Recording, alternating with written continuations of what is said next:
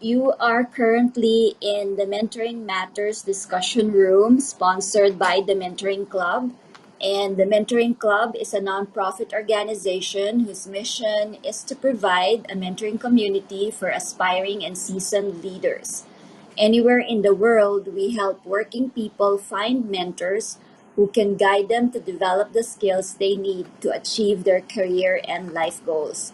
We help mentees fulfill their goals through meaningful work that creates positive impact in the world. And our vision long term is that as mentees become leaders, successful leaders, that they will become mentors to others. So, welcome this morning in Pacific time and afternoon or evening elsewhere in the world. Welcome and thank you for joining us today. We have created a series to introduce our mentors and hopefully get our audiences inspired by their stories. We call it the career and life journeys of mentors. And for today, we are featuring Shweta Mogha. She will talk about her journey that led her to empowering women for big transitions. And I will turn over the floor to Hong.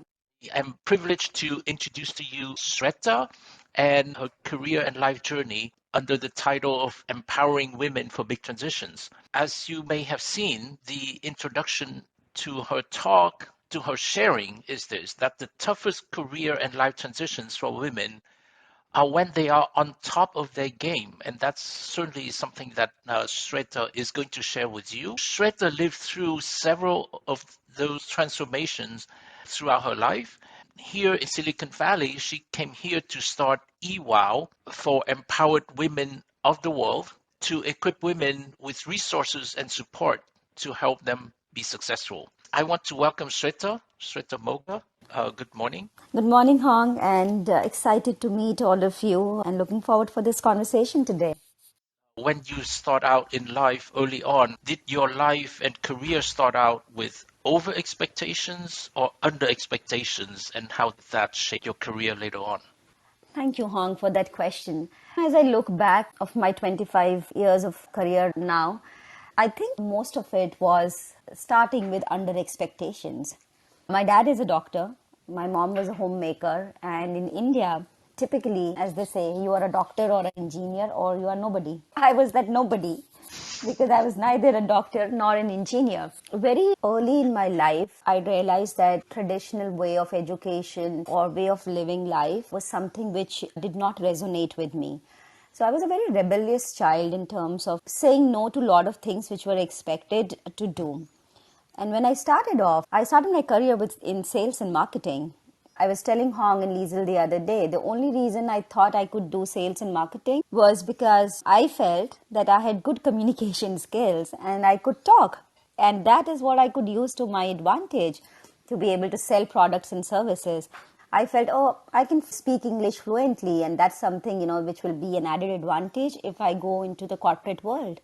None of my cousins were in the corporate world, so if you're not a doctor or engineer, you were a teacher. My fallback was only this: if I don't succeed in sales and marketing, then I'll probably move to teaching and become a teacher. I did my master's in English literature, thinking that if nothing works in life, eventually I'll become a teacher. You started off in sales and marketing Yeah. based on your strength, your communication strength, your English language mastery, perhaps also a precursor for later on in life to your rebelliousness. I mean, that's certainly the hallmark of people in Silicon Valley here. How well did you do in sales and marketing? And how did that shape your early career? Did you succeed right off the bat? I actually did pretty well in the first year of sales and marketing. So while I was doing my bachelor's degree, I enrolled for a certification program. It was a 2.5-year course. So the moment I finished my college, I got an internship or a placement in a leading telecom company, which was called Airtel at that time. But I'm talking about 1998, when in India, nobody had heard about mobile phones. An expensive thing to have. Not too many people felt that it was a necessity at that point of time. And I remember that office was about 2 hours away from my home, and we had to take public transport to reach office. I had two siblings. So for us, there wasn't a luxury that we could drive a car or go there. So first year was very tough for me. While I did well at office, I almost cried every single day when I came back because I realized I had to travel 4 hours every day. Selling cell phones or mobile connections at that time to people who knew nothing about mobile phones was not an easy task. In my mind, I knew that I have to complete this course and then I'll see what I will essentially do. One thing that I would always say, I take pride in my learning agilities. I would always say, empty your cups. If you don't know something, create space to learn something new. And I exactly did that. I shadowed other senior sales leaders in the market, tried to learn from them. There were initial hardships, of course. Some days were very bad when you don't hit your sales target. It's pretty much, black and white. It was tough. And being a woman in sales in 1998 was not an easy thing to do. What did you do next? Did you change from that success? While I did that Hong for a year, I realized that's not something that I necessarily enjoy. I enjoy talking to people, interacting with them. Sales was tough, really, really tough. And after 1 year of our internship, they offered me a job, and I said, but this is not something that I want to do. So they said, okay, what else would you like to do? And we'll be happy to interview you for another role and see you clear that. I scanned around, and all I knew that time was the closest thing to sales would be customer services. Somehow in my mind, I felt that I could speak well, I could handle complex problems, and with my experience in sales, I could do great at customer services. So I interviewed and I got shortlisted and I moved to customer services. Again, that was a process, that was a journey. I'm a very vocal person, I'm a very outgoing person, and in customer services, you're on the receiving end. You may have angry customers, you may have customers who are dissatisfied, yelling and shouting to you over the phone. And it took me a good 5-6 months to get acclimatized to that kind of working. And I had my shares of ups and downs, got some tough feedback as well that this is how you need to learn how to manage customers or necessarily not talk back when they're aggressing with you. Oh my God, this is a complete shift from what my personality is. For me, I've always been persistent and I take these opportunities to reinvent myself and learn something new. And that's what I did. I did a lot of introspection at that point of time, managed my impulsiveness to respond to customers if they were being irrational at some times, if I could say so. And that's how I started my career in customer services. Can you share with us who helped you? Who was a role model to you? Who was a mentor to you? How did that happen and how important was that? At that point of time, my role model was my mom. My mom got married when she was 19 years old and she had a kid by the time, I think she got married at 18. By the time she was 19, she had my sister. She was a very, very intelligent lady, wanted to be a doctor, but because she got married much earlier in her life, she couldn't pursue her career forward. And then after that, 2.5 years later, I was born. So she was pretty much a hands-on mom. She was the role model for us because despite all the challenges of two kids at that point of time, and then we had my third sister come in, she always would take opportunities to continue to enhance her knowledge and her skills. She was an avid reader. She is an avid reader even now. She was learning something new. She would teach us a lot of those things. So she was definitely a role model. On the work front, our customer services head was actually a women leader. When I used to see her, she would exude so much of confidence. I aspired to be somebody like her. She was not necessarily my mentor, and I didn't even know the meaning of mentorship at that point of time.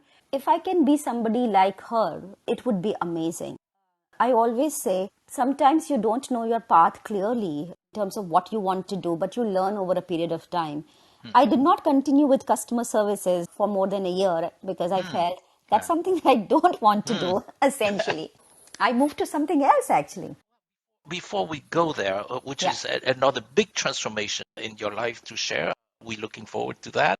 You talked about confidence. That's something really, really important for a lot of us. And Yeah. sometimes we have confidence, sometimes we lose confidence. That's Right. life, right? Confidence, where does that come from? How do we build our confidence? Yeah. Can you share that insight with us? When you hit your rock bottom, know that there is no other way but to rise in life. In customer service, I had one customer interaction which was really bad, and I think that was my rock bottom. I was actually summoned by that leader in her office, and she said, "Is this what you told to the customer?" So I think the customer was that time roaming had started, which means you could take your mobile phone to different countries, and it was unknown of at that point of time. So the customer asked me something whether, this cell phone would work in XYZ geography. I didn't know it. I kept the customer on hold, tried checking from my supervisors, nobody was available.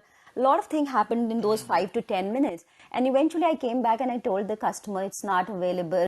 The customer was angry and I said, "My geography is poor." That's what I told the customer. So obviously, I was summoned in the VP's office and she said, "What just happened here?" And I think that was a point, Rahong, that I really felt embarrassed. It was very tough for me. So I lost my confidence. And then I was put through a lot of audits. I think I would get audited at least 10, 15 times a month just to ensure that I'm consistent in my approach. And that was not a great experience at that time. For me, what kept me going was a lot of introspection that I did. I told myself, I am better than this, and this is my opportunity to learn from the mistake that I made and move forward. So sometimes you have to lean on your inner strength to be able to gain that confidence. I reached a point wherein I went back to my mom and I said, "I don't think this is for me." My mom, being my mom, said, "You are better than this, Shweta. Don't let one incident shake your confidence." That's something that I held on to. Then I pushed myself and I said, I want to be one of the best, if not the best. I definitely want to be in that top 1% of people who are known for exceptional customer service. And that's exactly what I did. I spent time grooming myself, learning things, and learning from my failure. And that led me to my next role, which was Yes, into please. learning and development. Learning and development. If you notice now there's a pattern emerging. I was at peak of sales career when I moved to customer service. I was at peak when I was offered. Now that you have done well in customer services, can you train other customer services agents who come in into the team to be able to provide exceptional customer service? And that's how I transitioned into learning and development. When I transitioned into learning and development, that's where my real passion came out. And I felt this is something which resonates with me. When I coach people, when I train people, that's where I feel most happy and content. I did that for 4.5 years and then transitioned into HR and eventually grew into an HR head role within that company. Worked across the globe. We acquired operations in Africa. We were operational in India, Sri Lanka, Bangladesh. So I did a lot of work there then. I always told myself, once I excel into the role that I'm currently doing, what's next for me? How do I ensure that before I move into a new role, I create a successor in my team who can take up my role? No wonder you end up in HR. Thinking about succession is an exceptional thing to do without being told to think about it. A lot of CEOs don't even think about that. Follow your passion. I want to ask you something about that. People give that advice very often. Follow your passion. Your journey is a very long journey into the unknown before you found your passion. So when Yeah, people say follow your passion, I think it's misunderstood often that follow your passion is what you like to do right now. And that absolutely. may not be it. Can you please share your insights about finding your passion? You nailed it actually when you said, when people think about finding your passion, they say, "Oh, I should know what am I naturally good at from day one, and that's how I should be just chasing that." It's not that easy. I always tell myself that I was a confused child because I never knew what I really wanted to do. For me, it was always, let me try it and let me figure it out if I enjoy this or not. But having said that, now when I look back after so many years, I think there were two or three things which were very distinct in the career choices that I made. One was people. Second was an opportunity in a role that allows me to learn and grow. That's something which I still continue to do. So sometimes it is okay not to know your passion, but discover it as you move forward in your life and in your career. Be okay with unknown. You don't know sometimes what you would really like to do till the time you actually step into it. The biggest learning is it is okay to fail. If you don't like something, if you don't enjoy something, or if you're not good at something, move on rather than beating yourself up for what you have not been able to achieve. Okay to fail, okay to go into the unknown. Yes, understood. I mean, not that it's easy, but understood. Now, can you also comment something about that? That is, when you're young, without too much responsibility, when you're still strong and resilient Yeah. physically, at least that, it's a lot easier. It may not be easy at Yeah. all, but it's a lot easier than later on. Can you comment on that? How can you still be able to say, okay to go into the unknown and okay to fail once somebody reaches a certain age? Can you comment on that? In much later in your life, when you have some experience under your belt, it's important to have those mentors in your life whom you can lean on and seek advice from. And for me, this situation actually happened about 4 years back. 2016, I joined Amazon India and I was leading their entire India operations, talent acquisition. My family, essentially my sister, my mom, both of them, and my dad was looking at, my sister had already moved to US. My mom had moved with her, a few years later, and my dad was also planning to move. And I was at peak of my career at Amazon India, heading their entire recruiting for India operations. It's best for me also to move to US. And that transition, Hong, was the most difficult transition for me, because now I was not 18, 19 or 20-year old out of college and I could take those risks. It was about relocating from country to another country, learning new social norms, adjusting my parents into the new environment altogether, and most importantly, adjusting myself to the new environment. Your entire friend circle, your people that you rely on, your network will completely change, once you move into a new geography and a new location altogether. At that point of time, Hong, is when I had two mentors. One was the HR head that I worked with for a long time, and one was the CEO that I worked with. And I actually leaned on them to be able to gain some kind of confidence in terms of, am I making the right decision or not, and what would it take for me to transition from one geography to another geography. That's when I think my mentors really played a great role in terms of helping me navigate that change. You started off being a nobody, meaning not a doctor, an engineer, and then Yeah. went into sales, and at the peak changed into customer services, at the peak changed into learning and development, and then HR, and then at the peak leave everything behind, leave your country to come to the US. Any other transition, or is that the end of the line? I transitioned from being a professional to an entrepreneur when I launched eWOW with my sister, Rashim. The whole notion behind launching eWOW was that as women leaders, our struggles are so unique. The transitions are much tougher for us as compared to some of our male counterparts. Having that seat on the table is so difficult for women leaders, and you have to put in so much of extra effort to just prove that you have the right to be on the seat of the table. We felt that a platform wherein we could coach and mentor women leaders is something that will help them achieve their success. So when we launched eWOW, that was my first stint to come in as an entrepreneur and start thinking about a lot of things which you wouldn't otherwise think about. But then that's where my experience from sales, customer services, marketing, HR is actually helping me now. So I say it's a full circle of learning something and now being able to implement it in my own venture. Going full circle right there, not only everything you learned in all along is now going to be useful to you in starting eWOW as well in your role, not just offering the services, but also to be a mentor yourself, to have that to offer the people you cater to. Anything else that you're taking on that's new? I'm getting certified as a coach. I've been coaching for a very long time, but I decided that I would like to formally get trained. So I completed my training through Coactive Institute of Training. Now moving into certification, actually coaching a lot of women leaders professionally now. I know how difficult it was for me as a woman leader to transition into different roles and responsibilities. Specifically, coming to US, as I said, was a very big turning point in my life, in my career. because it was just tough to be able to see how difficult it is for girls and women leaders to come in and restart their career as immigrants or as people moving into a new location. For your parents, it's so tough to be able to mentally adjust and physically adjust into a new location.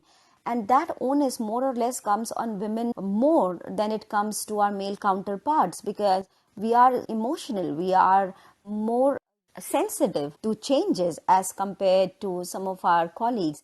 But more than that, being a woman of color and having a seat on the table is extremely tough in a new environment, because people don't resonate with your previous experiences. I had situations when I tell people I worked for Airtel. It is the number 2 telecom company in the world with $13 billion as the revenue. And in India, that revenue is a huge revenue, right? So it is tough, and that's why this platform, eWOW, was so important, that we said, let's bring all the women leaders together so that we can learn from each other's experiences, nurture each other, and help them discover, visualize, and actualize success, whatever it means to them. So it's not just about professional, it is about your personal success as well. That's the mission that's very close to my heart, and we will continue to move forward with it. If you were to write a book today about your journey so far, what would you title it? Persistence, not perfection. That's going to be the title of my book. Not that I've achieved something humongous in life. I would say I've realized that as I've moved through my career into different locations, geographies, different line of businesses, having that growth mindset is very, very important. If I look at my own career, I don't think I was perfect in the things that I signed up for, but I was persistent. I learned from my failures. It's important to continue to strive and move forward rather than just seeking for perfection.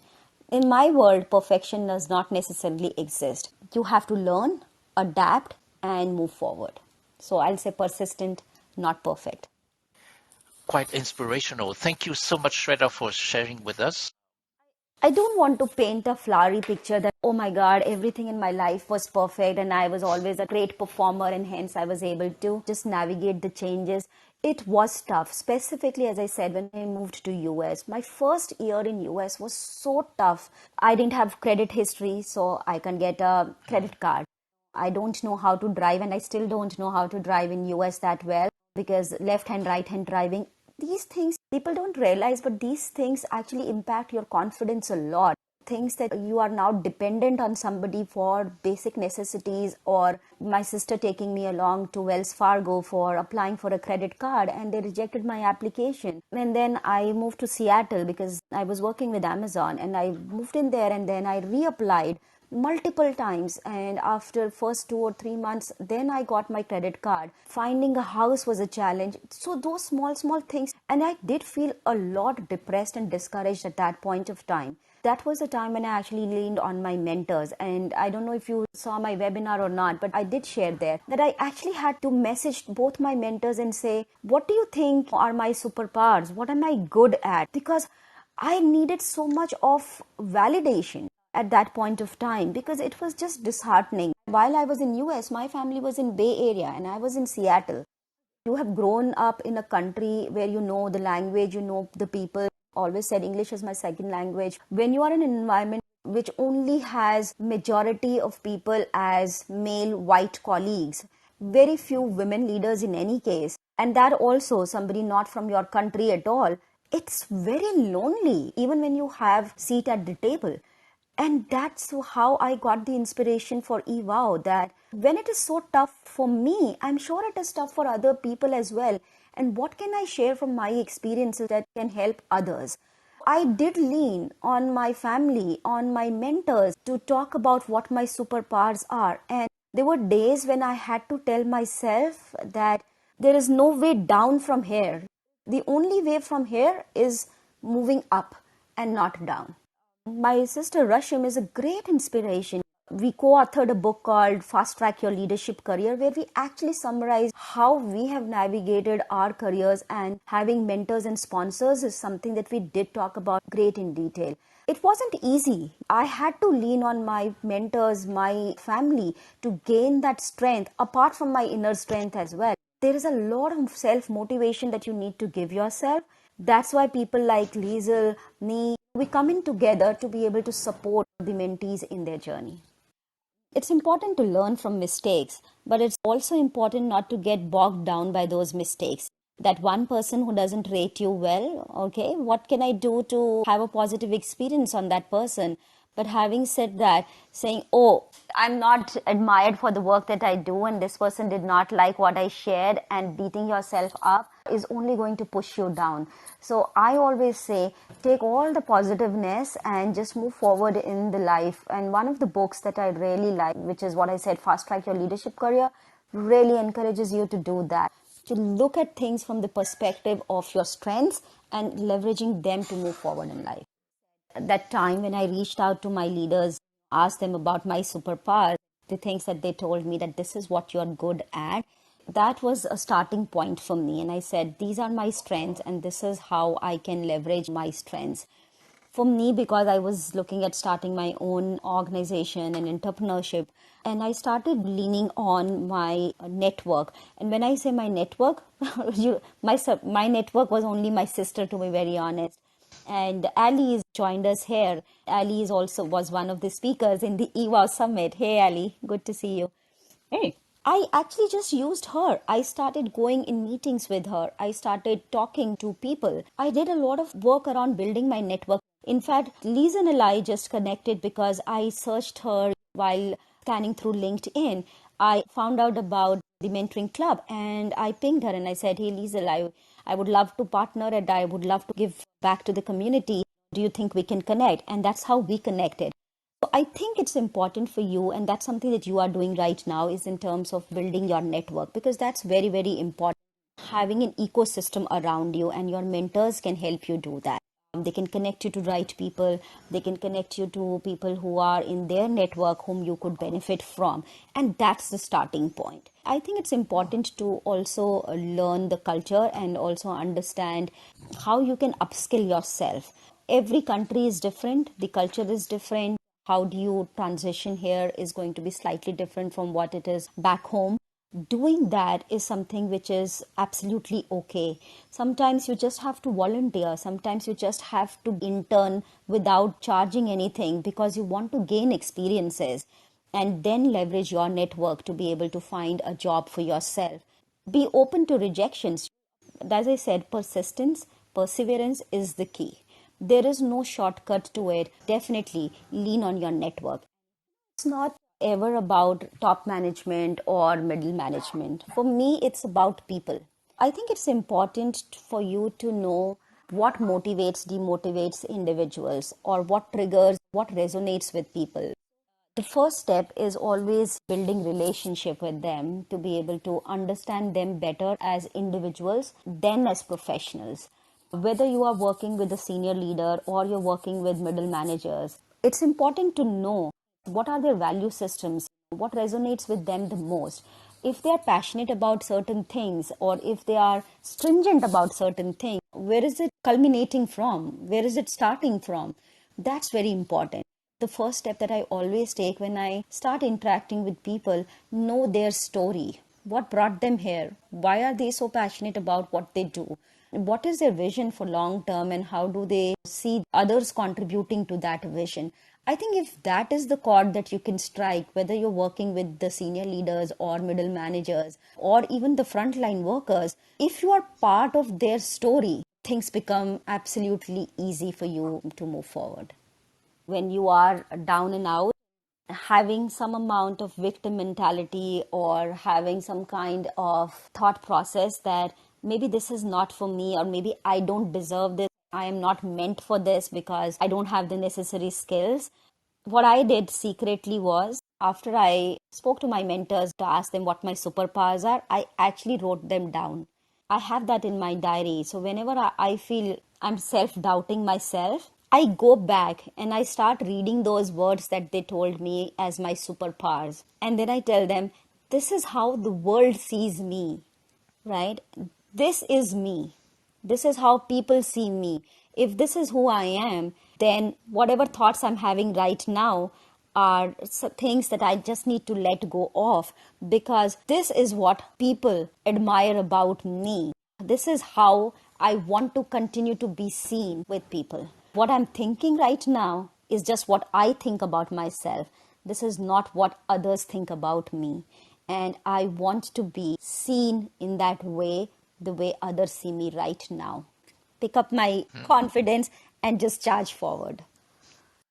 Any closing statement from you, Shweta, and then we have Liesel close the room.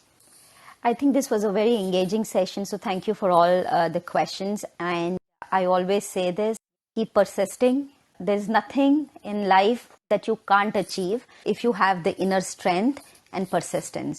Just keep moving forward and lean on your mentors and your coaches to gain strength if you don't get it within yourself.